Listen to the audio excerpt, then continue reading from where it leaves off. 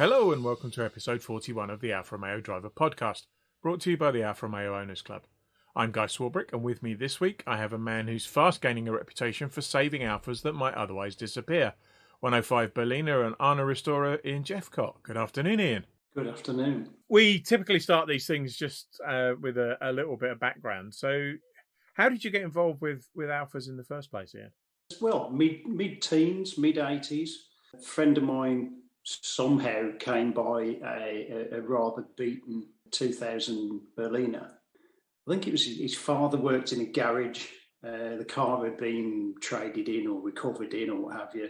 Sat around for a while. He needed some wheels and bought it and started the whole sequence of events that's brought me to where we are now. Fond memories of sort of smoking around in that as a passenger, as a young lad. We had a few good runs out in that, there and everywhere. But that sort of ignited the initial interest in Alfas being that bit different in various ways. And being sort of mechanically minded anyway, even as a kid, I was always into, sort of Lego and Meccano and how things work and all that sort of thing. Although the car, the Berlina got sold off and he moved on to other cars, other marques and so on, it was always sort of there as sort of a bit of a curio, if nothing else. One thing led to another. Met my now lovely wife, Tracy, settled down, got a mortgage, had kids, one thing of another. And it was always there in the background, but never really got round to buying and owning my own Alfa. Yeah. With the advent of internet being more readily available to everyone in home and work, things like Auto Trader and so on started to become a lot more online and more user-friendly. So I'd always got an eye out for what's out there as and when something came up. There's very few of these cars survive anyway. Yeah.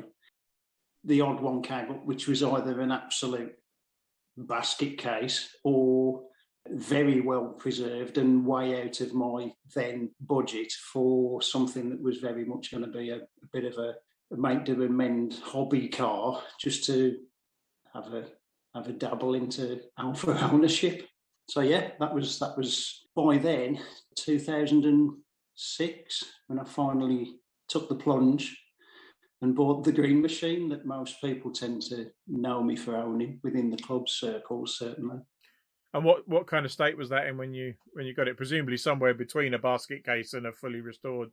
Yeah, it was very much a complete car in that it was on the road, it was taxed, it was MOT'd, it was drivable. It had had work done in fairly recent years by not the guy I bought it from, but the one before. He'd sort of rescued it from about 10 years of resting in a garage from the then previous owner, who I believe had passed, and his wife had sold the car off via Classic Alfa, I think it was, who I think they, as a family, had used Classic Alfa as a source of parts and so on. They sold the car off. The guy, Richard, his name was, he'd sort of got the car back on the road, had some body work done and enough to make it look presentable and usable.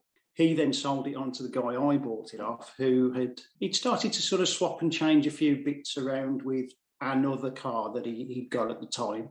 But all of the original bits came with it. There's seats had been swapped and things like that. So I managed to put it back to how it should be, and then started to get the brakes weren't great and the engine didn't run as well as it ought to and so on. So just without pouring money into it, just gently went through it and got everything working, got it to run better, got the brakes working properly and so on. Got it back to, without sort of getting into the body side of it, got it mechanically sound. And 2 years in, didn't have any real reservations of taking it on my first trip abroad in an old car. Took it to the Spa Italia event over in Belgium. That was one of Nick Clancy's club trips. So yeah, that was my first sort of venture abroad, and no problem at all. He got us there and back. no issues. For sort of what was then a 40-odd-year-old car, no bother at all. So, and it's now a 55-year-old car, I guess. What are we now? 50. Well, no, it was knocking on for 40 years at the time. Right. It's 50. What is it now? It's 72 cars, so it's just coming up on 49, just coming up on 50. So, yeah, it's wearing well. And just routine maintenance now, or are there other bigger jobs that need doing? Pretty much, having had other cars in between as well. It got to a point, I think it was about 2011, 12, 11, I think, where every year it was being picked up on corrosion here and a bit there and so on. And it just got to a point where I thought, right, that's it. It needs to be gone through bodily as well now. So that was the big deal. So 2 to 2.5 years of body restoration where the whole thing went right through. Any sign of corrosion was cut out of it, new metal let in, and the whole thing was then painted inside out and upside down to get it back to where it was, freshly back on the road for the, I think it was the 50th anniversary of the club, right. Was it? 2014? Yep. I think it would be. Yes, it was. To which I just got it back together in time for that weekend and sort of give it a bit of a shakedown. And just wanted to be there on the show and shine on the Saturday and then the track event on the Sunday. Turned up on the Saturday purely just to be there, catch up with everyone, having not really been out to many events while I've been deep in the throes of restoration. And it was... I hadn't turned up to display the car. It was just purely to be there for the event. And John Griffiths, bless him, sort of insisted that I put it into the concourse and just totally blew me away when it was not only picked out as best in class, but best at the show because of its freshly done restoration. Thoroughly appreciate the recognition for that. And I think, looking back, rightly so, the amount of effort that went into it to pull the car back to the condition it ended up in.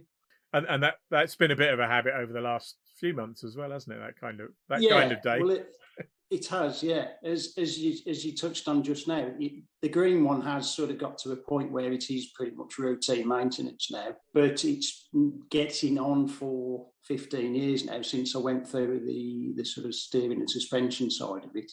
So that's about due for a makeover again. So that's something for the not too distant future. But as you've just mentioned, there's been other cars in between time where, a long story short, another Berlina came to me almost. I didn't go looking for it. A guy got in touch with me through, I think it was through the 105 register page on Facebook. He was asking after things to look for, weak points, what are the parts availability and so forth, with the view to restoring or recommissioning a Berlina that he'd come across up in Edinburgh. The vehicle was subject to a house clearance, so it needed to be moved out of the garage where it had not turned a wheel for approximately 30 years, give or take a few months. So fast forward a little bit, he didn't follow the purchase through, gave me the details of what it was, where it was, who had it. I put the word out to a few people that I thought might be interested and nothing came of that. And I just thought it's too good an opportunity, even if it's beyond repair, to let a valuable source of spare parts go that could have been. Just as a means of trying to capture the car, I contacted a fellow Berlina owner, Ewan Colburn, who's not much further up into Scotland in Dundee area. Ewan kindly offered to at least collect the car from the property that it needed to be moved for us to then arrange moving the vehicle down to me down in the Midlands. So that was late summer 2015. Took possession of the car, then set about trying to get it to at least run and or move under its own steam. It was very reluctant, to the point that I never did get the engine to turn. It was absolutely solid. The pistons had just totally corroded into the liners. Didn't realise that until well into the sort of strip down and restoration process, where the engine was one of the many parts that had to be stripped, cleaned and refurbished. And over the spell of 5 years, the car's now complete last August. Yeah, August 20. It made it back on the road for the first time in 35 years. It was up and running and back out in between lockdowns. I managed to get it out to a couple of events. I think Southern Alfa Day was the first Alfa event I got it along to. And again, very well received. A lot of appreciative comments and so on. Really pleased with the outcome. It's better than I ever expected. That started with a conversation about parts availability amongst other things. It did, yes. How difficult is it to do a restoration on a Berlina? Because I mean, if it was a Bertone coupe or even an older saloon, there's lots of remanufactured parts, and most things are reasonably well available. What's the situation with the Berlinas? A lot of the structural parts, chassis repair panels, front radiator crossmember, jacking points, floor pans, are very, in some ways they're either very similar or very adaptable from the coupe, the Spider and the Giulia. They share a lot of parts, or they're very close enough that you can adapt them in some way. Even something like the middle sill in between the visible outer and inner, got that down to a fine art now, where you take the Giulia replacement panel and it is identical in shape and profile, other than the length, because the Berlina wheelbase is another 60 mil. So we've now got it to a point where it's at a strategic point. You can cut it through at a certain point and extend it by 60 mil just by welding in an additional strip to make it an actual full replacement panel then that will quite simply drop into place then. Yeah. Without having to adapt it on the car. Outer sill, again, the majority of the profile is the same as the Giulia, with some strategic cutting and adaptation, make it fit. A lot of the external panels are unfortunately not available. Some of the little lower repair wing panels and so on can be adapted. But a lot of it is, if you're lucky, you'll find some new old stock parts out there that pop up on the various auction websites and the like. But other than that, it's a case of having to repair what you've got by taking what's left of a rusty panel and use what you can as a pattern and make it from scratch. So that's a whole... Handy that you've got a green pattern that you can use.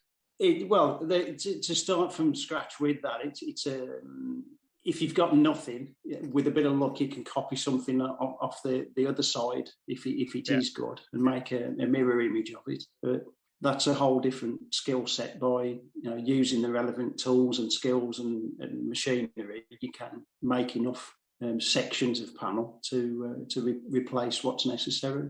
Again, glass is mostly shared with the Giulia saloon. Seals, 15 years ago when I bought mine, there wasn't a lot available, but as time has gone on and the cars are getting more and more popular with both the race scene and the show and shine scene, things like screen seals, even the race guys to remove weight, they've no heater in the cabin and so on. There's even a heated screen with an element in the front screen option available now. So there's a lot of parts coming, have come along, and still more coming as the demand increases. It's making it more viable for the parts suppliers to reproduce parts now, which makes life a little easier. Other than that, there's quite a big community out there, believe it or not.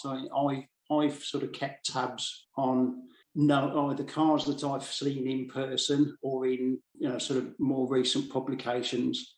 I know of at least 38, a mixture of 1750 and 2000, 38 UK registered cars, which are still very much alive. They're either on the road or in safe hands with the view to either under restoration or to be restored. And there's a few others in the country that are sort of recent imports that aren't yet UK registered, but they're here with the view to doing that. So yeah, it's a fair few there, and we've got a lot of friends with similar interests abroad, mainly in mainland Europe. Big following with the Dutch guys, Belgium, Germany, and their home country, Italy. There's quite a lot of cars out there.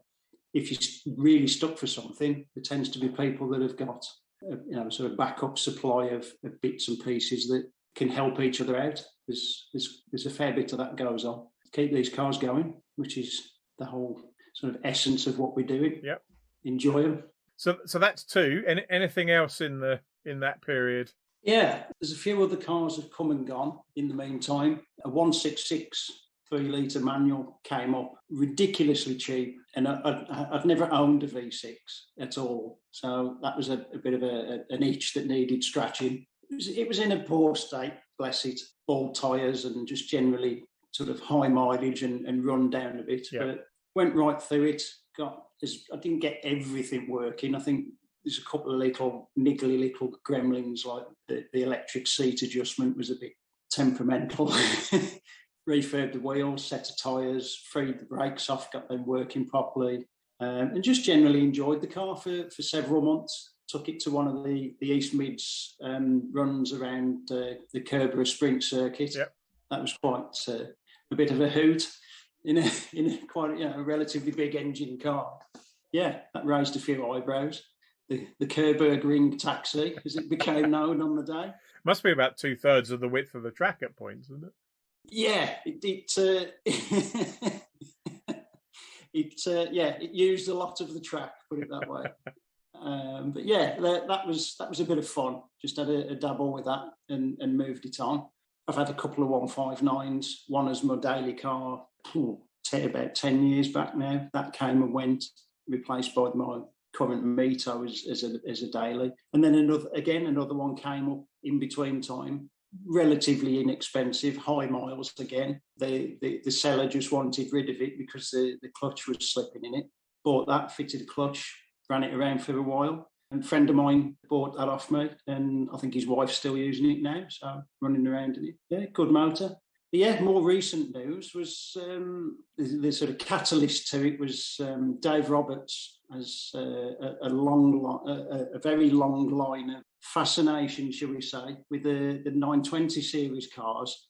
The Nissan Cherry Europe and Alfa Romeo Arna built exactly the same cars on the same line, built in Italy, using Alfa mechanicals, mostly Alfa Sud, with a sprinkling of 33 in there. Dave's passion for the Arna and/or Cherry led him to buying a base model 1.2 3-door Cherry Europe, which was known to himself from some years back. Went to view the car, the sale didn't go through. He then went back some years later after we were just chatting about oddball cars, I think, at one point, and Dave went back to the address and the guy had still got the car tucked away in the garage, never sold it. So Dave bought that. One thing led to another. That's now recommissioned and back on the road. In the meantime, chatting to a fellow owner of a car that's well known to the club, I believe, a silver Cherry Europe, which was briefly rebadged as an Arna TI. It won an award at one of the National Alpha Days, I think, a few years back. I didn't attend that one. I think we may have been away on a family holiday or whatever. But that's now in the possession of a guy that's now become good friends with Dave and myself, Eddie Ratley. He's very passionate about sort of older Datsuns and Nissans. So that was his connection with the Arna and Cherry Europe, that he wanted a Cherry Europe to add to his classic Datsun and Nissan fleet, if you like. But chatting with Eddie, it turns out that he got in his possession a Arna 1.2 SL 5-door. Which presumably he was planning to put Nissan badges on. Well, this is the thing. It was a very complete car, but it had been knocked about a bit. There's lots of sort of previous bits of paint and dent repair and so on around it. But it started, it ran, it drove, just been sitting around for, I think it was knocking on for 15 years, being between it being on the road and now back on the road. And just chatting with Eddie, one thing led to another, and an agreement was made, shall we say, and I bought the car with the view to restoring it to its former glory, if you can say that. I suspect it's rather better than its original state from having Possibly seen it. so. Possibly so, yes. The cars, I believe, were very much built to a price, on a budget, and the materials used reflect that. It was very much an entry-level car to sort of satisfy the small family car market. Very much an misunderstood car, looking back. The original Nissan Japanese-built cars had a lot of better quality cloth and carpet materials, and a lot of the moulded plastic trims inside the car were injection moulded, so they were quite a thick gauge plastic and quite sturdy, whereas Alfa and Nissan, building the cars in Italy, had to comply with certain rules and regs of EU-built cars, had to have, I don't know the figure, but a certain percentage of the cars had to be built with locally sourced components. Right.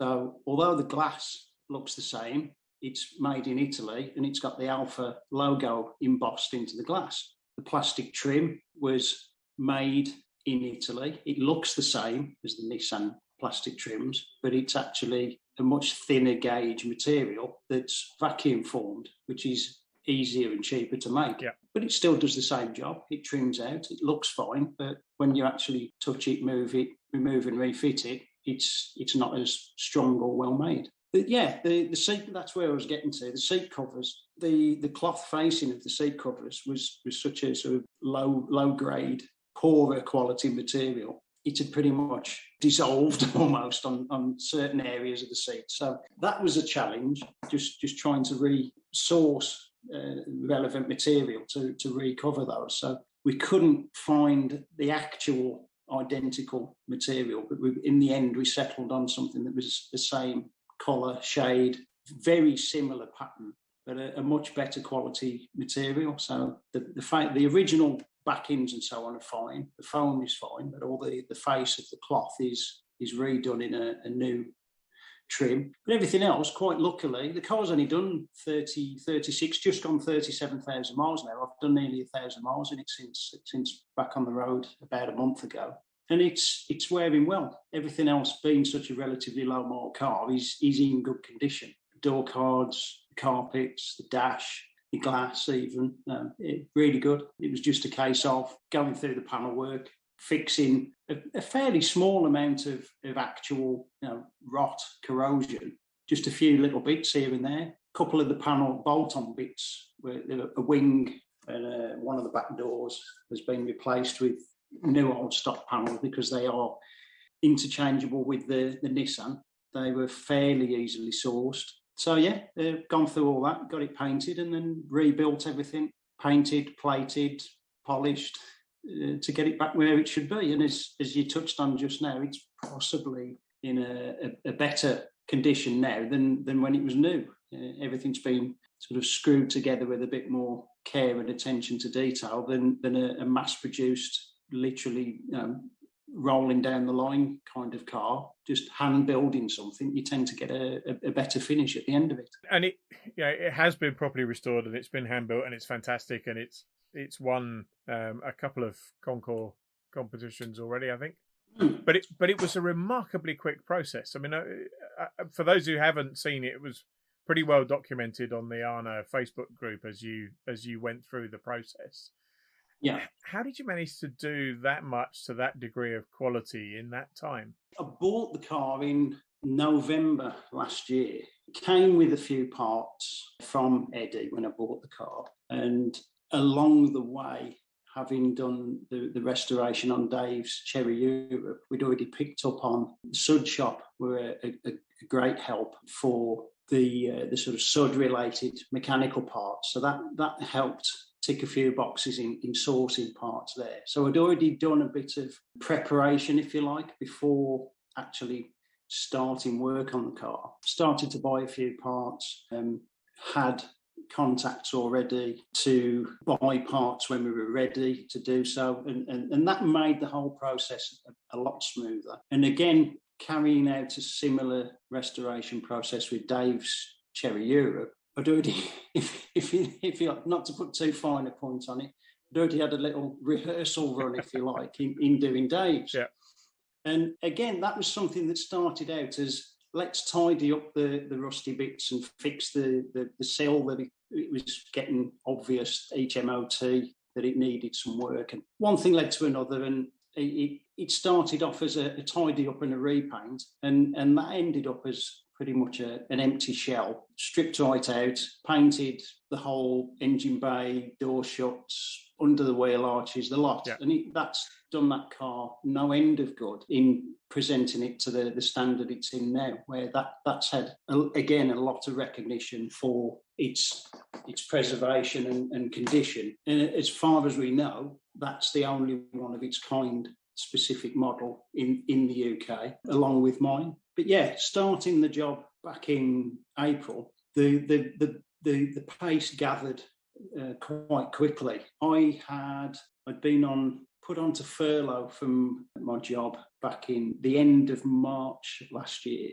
Then December time, redundancies were announced. Long story short, I lost my job, and that was made official in March. So started looking at alternatives and new employment and so on, but was also toying with the idea of setting up as a sole trader with the view to doing this as a main job and source of income. So this gave me an opportunity, if you like, to do a couple of trial runs, if you like.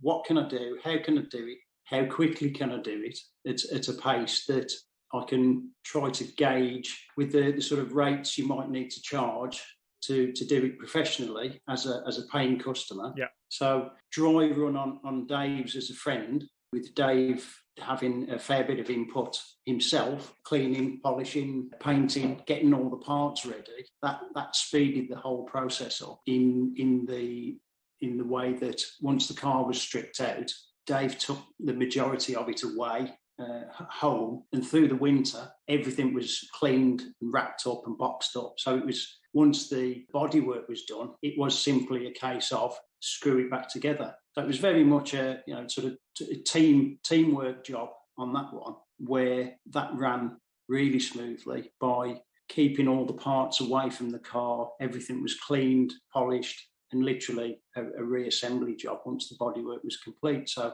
as I said, that one as a dry run sort of gave me the inspiration to say, right, let's get on with this one now. As my while I'm not working, it's something I can still do while I'm looking for either a suitable job or researching the possibilities of setting up on my own. So yeah, got stuck in with it, and in next to no time, the whole thing really sort of flew along at a pace that even I had to stop and stand back occasionally and think, wow, it's welded up now. Wow, it's in primer now. It's in paint now. Let's get it put back together. And before we knew it, the job was done.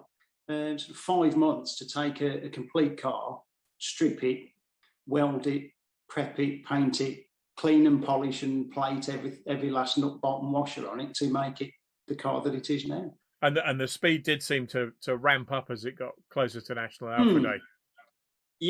Yeah, that was the initial goal, was to try to get it ready for National Alpha Day. A couple of bits and bobs tripped me up along the way. We didn't quite make that, but it was a close call for Midcar, to be fair. I think right up to it was the Friday morning before Midcar on the Saturday, I'd finally got it to a point where it was ready for an MOT test to get it officially back on the road. So yeah, bit of a close call, but I did it. I got it there just, and without any real hiccups. I think I touched on earlier in the conversation, it's done about 1,000 miles now since it's been back on the road. Only one real grit. I think a little glitch with the way it was running. I think it's just a little bit of grit or something through one of the jets in the carb. But other than that, the only noticeable gremlin has been an issue with the headlights having a mind of their own. But I've traced that back now just to a fault in the switch on the steering column. Right. So hopefully I can source a new on stock switch to remedy that, or try and repair the switch even if we can get it apart to fix that. So who knows? Work in progress, that one. Yeah. And any decisions or compromises you had to make as you went through the process about how original to keep it? And I think there was a decision about the colour at one point, wasn't there? Yeah, there was a little bit of thought about shall I change it to a colour I might prefer, having already owned the green 2000 for many years. It's a very similar colour, but when you put the two cars together, it is quite different. And I ummed and ahed with it being an empty shell. Now's the chance to make a change if I sort of felt that way. But I think as soon as I mentioned that on the Arna register page, that was sort of shot down in flames. No, you can't change that. It should be kept how it is. And I think, to be fair to the car, it is, as far as we know, one of one in the country. It should be kept as much as possible how it was originally built. So that's what I've done.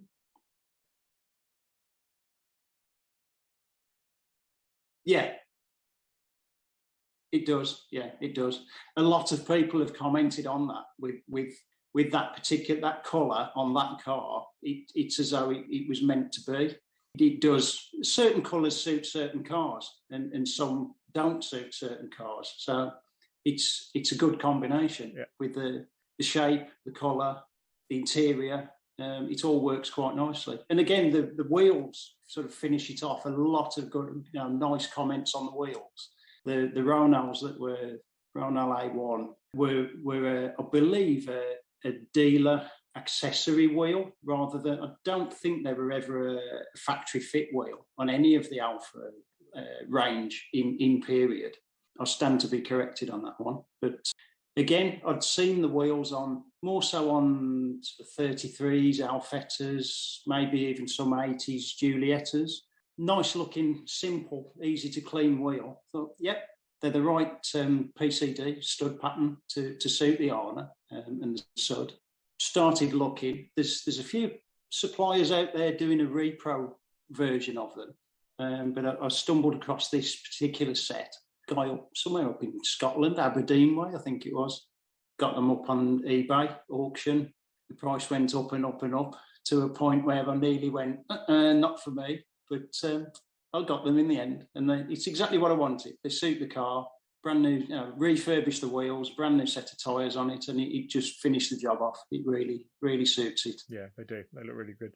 Thank you. What's the plans for that car now? Are you planning to keep it, or will that move on? No.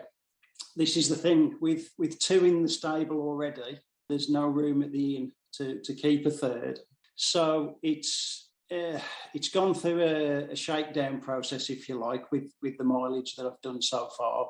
Other than that little glitch with the lighting, I'm quite happy to say this car is perfectly good condition, good working order. It stops and steers and drives and goes as well as it should. I'll quite happily sell it. I'd never want to sell a car knowing that there's issues with it.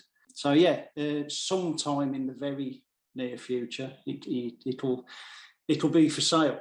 I've already had one guy sort of post on the Arna register page that he's very interested in it. So I think it's only fair to give him sort of first refusal on it. But other than that, I think in the interests of, again, in fairness, to maybe put it up on the marketplace page with the AROC Facebook page, just to give any other interested parties a chance and see where it goes. But I'd like to think it'll fall into the right hands. It's that kind of car that I think only interested parties would want to buy it.